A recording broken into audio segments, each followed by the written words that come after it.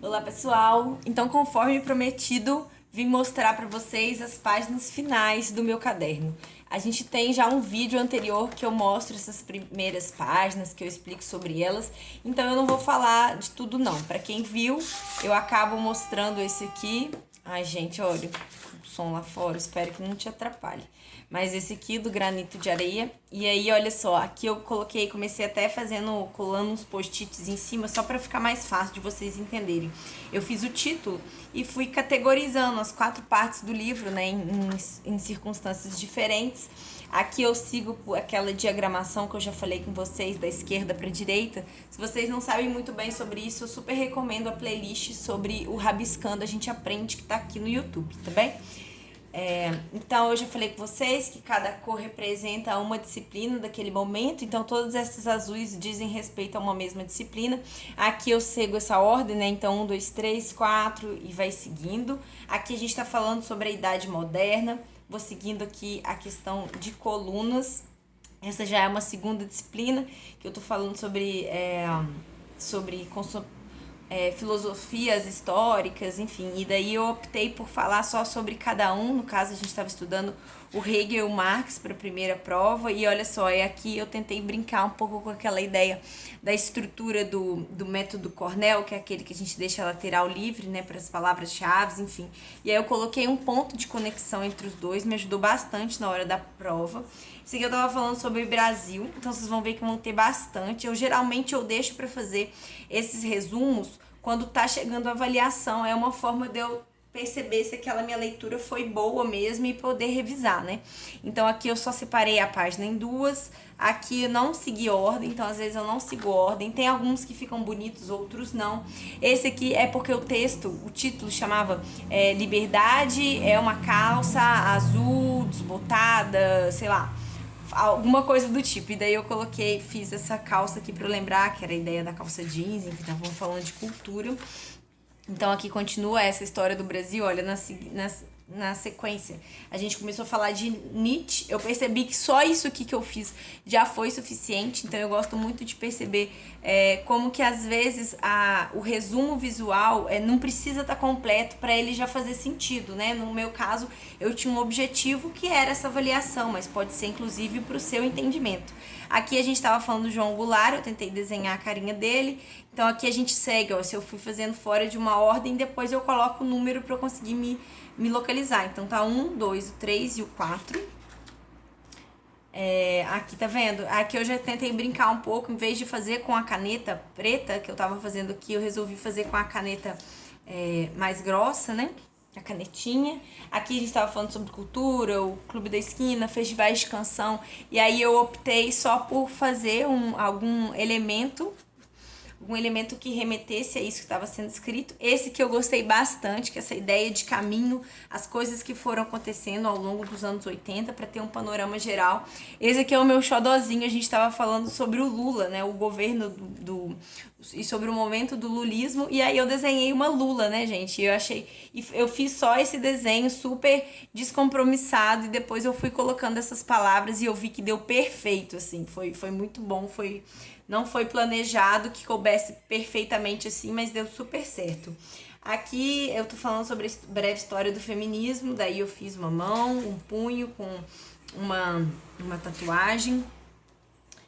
Aqui não tem muita facilitação, muitos elementos visuais, né, mas contribuiu para aquele meu objetivo que eu falei com vocês, que era poder fazer aquela disciplina, né, fazer a avaliação. Esse aqui é um pedaço, ó, era um texto que a gente deu, e aí eu comecei fazendo um quadro, um resumo sobre ele, os pontos em comum do governo Vargas no Brasil, do Cárdenas no México e do Perón na Argentina. Aqui a gente estava falando sobre história da América Latina, então aqui falando sobre o populismo, e tinha muito a ver com aquela história de Brasil que eu tinha feito. E aí a gente fez um paralelo desses três. Eu não escrevi sobre o Vargas, porque ele já tá aqui pra frente, quando a gente estudou o Brasil tá ali. Aqui é a história da África 2, um outro recorte, né, temporal. Então dá pra ver que tem bastante sobre ele, é um professor que ele exige bastante compreensão do texto mesmo, assim, a gente tem que esmiuçar bastante. Já tem alguns outros professores e professoras que a gente sabendo localizar no texto, a gente consegue responder, né? Aqui a gente tá falando da economia mundo, é moderna também, eu acho que aqui é a moderna 2, e aí eu desenhei o mapinha da Europa para entender o que era aquilo que eles estavam falando, um pedacinho, né, gente? Alguns países bem específicos. Concentrando mais aqui nessa ideia de Veneza, Antuérpia, Gênova, enfim. Aqui, quando a gente está falando do mundo ocidental, então eu queria localizar aqui que era, né, o próprio autor, ele fala, né, que geopoliticamente a Europa era desajeitado, limitado, vulnerável, fragmentado, e aí eu resolvi fazer, então, essa imagem aqui, né, do continente europeu e asiático, para ter o entendimento de que realmente, né, qual que é a proporção disso perto de todo o resto, e aí quando ele fala de Rússia, eu deixei aqui pertinho, então é muito legal você perceber que essa forma, ela realmente te ajuda a visualizar de uma outra maneira um texto corrido, né, que são só páginas, que geralmente está preto e branco, né, que é o nosso Xerox. Aqui a gente estava falando de imperialismo comercial, então fiz muito relacionado a barco, Holanda, que é cidadania, fazendo um comparativo, né, de duas cidades, estado aí de Salamanca e Florença, estado do Renascimento. Eu tentei fazer aquela impressão lá do Leonardo da Vinci, né, se eu não me engano, aqui em América. Então vocês estão vendo que muda a cor, eu sei que mudou a disciplina. E eu vou escrevendo, que nem eu faço no meu caderno de tudo, em ordem cronológica. Acaba aquela disciplina, né, acaba aquela avaliação, eu continuo na próxima. Então tem uma outra cor. O que eu tenho optado é só por deixar frente e verso de uma mesma disciplina. Então por isso que tem algumas páginas que estão puladas e que eu não voltei depois e tá tudo bem. Aqui era um outro textinho que falava sobre revolução, e eu acho que isso aqui foi mais que suficiente para eu entender, era a hipótese daquele autor.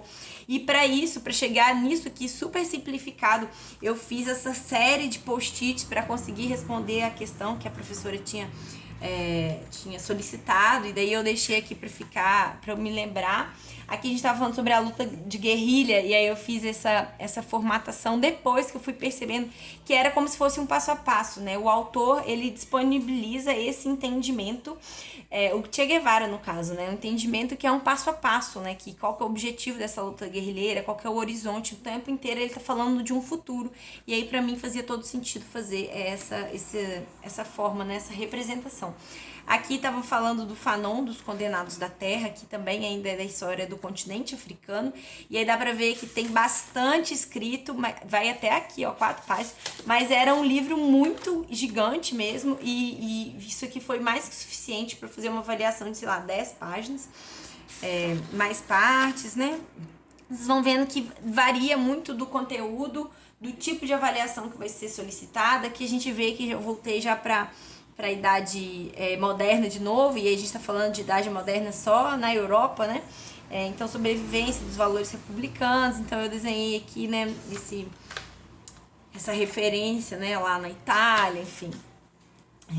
Aqui a Guerra Total, aqui a gente já tá falando de história contemporânea, que eu percebi que essa história mais perto, né, assim, da gente, mais do século XX, eu percebi que ela eu realmente precisava colocar aqui, porque senão eu não ia entender o que estava sendo debatido. O autor fala, né, que o monstro da Guerra Total, e foi por causa disso que eu fiz esse monstrinho aqui, coloquei a máscara, né, que era utilizada por causa, né, do tipo de inovação, né, de bomba que foi desenvolvida. As revoluções russas, eu fiz isso aqui que eu acho muito bonitinho. Eu sempre gosto de colocar as bandeiras, tanto quando eu estou estudando, quanto eu estou colocando aqui. Então, os movimentos fascistas, aqui eu coloco a bandeirinha da Itália. Eu tentei fazer um paralelo do fascismo, salazarismo e nazismo, que são movimentos distintos, mas que se encontram em algum momento. Aqui eu estava falando do Estado Novo Português, do judaísmo, e daí eu coloquei o menorá aqui, que é essa vela, né, esse castiçal com 7 velas, que representa, né, o movimento judeu. Para não desenhar, né, a suástica nazista, eu fiz esse desenho aqui que me lembra, né, que me representa. Eu consegui entender e coloquei também aqui a Alemanha, a Inglaterra, Estados Unidos, a União Soviética. Aqui eu estava estudando sobre o anarquismo, né, os textos anarquistas do Bakunin, e aí eu percebi que ele é um cara que viajou muito, e aí eu comecei a colocar as bandeiras dos lugares que ele esteve, né, e isso aqui foi que me ajudou a fazer uma apresentação de sala sobre ele. E quando a gente fala de Guerra Fria, geralmente a gente tende a fazer essa visão, né, dual de um versus o outro, Estados Unidos versus União Soviética, e aí eu percebi que isso foi, né, o texto falava que esse maniqueísmo era uma estratégia, né, que ela foi desenvolvida com esse objetivo, que teria um mocinho e teria um vilão, e a gente vê isso nos filmes, né, principalmente de Hollywood até hoje, mas que na verdade o autor está defendendo que é muito mais complexo, que a Guerra Fria, né, é algo que merece todo um desenvolvimento, e é isso que que eu trabalho aqui baseado no que ele colocou. E acabou que eu gastei 2 páginas, mas é um texto muito denso mesmo. E aqui a gente estava falando sobre, aqui foi desse período agora também, né? Esse aqui já é desse período também, que eu falei sobre ensino de história em tempos de pandemia. E aí acabou, eu posso até talvez deixar isso aqui, alguma página para escrever. Essas aqui eu já mostrei para vocês, que são as bases. Eu gosto de deixar esses post-its que eu já usei, porque eu acho que faz parte da escrita do caderno. Isso aqui tudo que eu fui elaborando, depois ele foi para um outro caderno. Eu tô pensando, gente, seriamente, talvez eu vou usar essas últimas páginas aqui, que são muitas páginas. A maioria dos post-its que estavam aqui tá naquele outro caderno do Rabiscando, da apostila que eu mostrei pra vocês, mas é isso que eu queria mostrar, queria que vocês percebessem que é muito legal ter esse caderno aqui, que eu consiga ver esses resumos, eu faço esse entendimento, e é muito legal voltar e perceber que faz sentido as coisas. Aqui eu fui fazendo os tipos de visualização para vocês perceberem. E é muito legal porque, olha só, o primeiro resumo visual que tá aqui eu fiz em 2020, fiz em setembro de 2020. Então tem 2020, 2021 praticamente, né? Porque 2022 a gente tá em fevereiro ainda. Tem 2 anos de todos os textos que foram lidos em todas as minhas disciplinas, né, da faculdade, e que eu achei que valiam esse esforço, porque tem alguns textos que eu acho que realmente não precisa, daí eu não faço, mas é muito legal ter tudo isso anotado, e é por isso que eu tenho um caderno separado só para fazer esses resumos. Ele é um tamanho A4, justamente para eu poder brincar com essa ideia de usar uma página só, na medida do possível, né, uma página deitada.